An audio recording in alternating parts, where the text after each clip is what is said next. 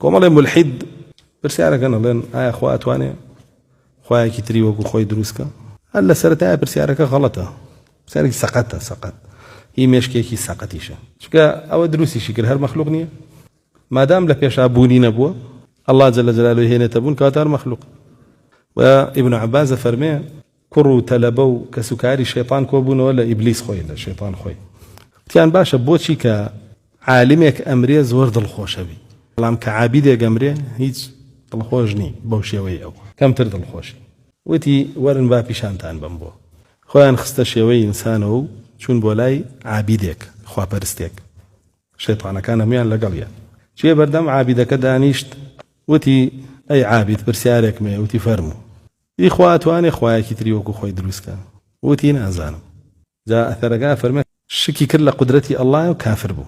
ئیمام ئەجوڕی ئەمە ئەثەرەی هێناوە لە شەریعەیە بە دووسێ لەفڵ هێناوێتی. فەرمێ سەیری شەیطانەکانی تری کرد، وتی ئاگاتان لێیە ئەمە چونکە عیلمی پێ نییە، هەر عیبادەتەکە بە یەک پرسیار تووشی کوفر بوو. بۆیە هەزاری وا بمرێ من یعنی سوودێکی وا نابینم، ئەنە ئاسانە وەرگەڕێن لە دین.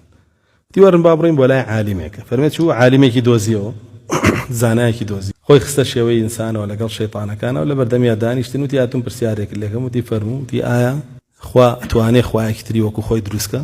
وتی إن الله على كل شيء قدير. الله دەسەڵاتی بەسەر هەموو شتێکا هەیە، بەس ئەگەر دروستیشیکە هەر مەخلوقیەوە، هەرەو دروستی کردووە، دروست کراوی الله سبحانه وتعالى. اینجا ئەڵێ ڕووی کردە شەیطانەکان، وتی ها سیرکەن ئەوەی کە ئێمە بە چەندین ساڵ بنیاتێنین ئەوە بە یەک دقەی ڕوخێنێ. ئەو بۆیە کە عالمێک ئەمرێ ئەوە نەم پێخۆشە. عالم الله ناسێ سبحانه وتعالى بە قودرەت دەسەڵاتی واتوانێ بیشی ناسێنێ بە خەڵک. بەڵام عابد الله پەرستێ نایناسێ، کە نەشی ناسی ئەگونجێ بە یەک گومان وەریگێڕی.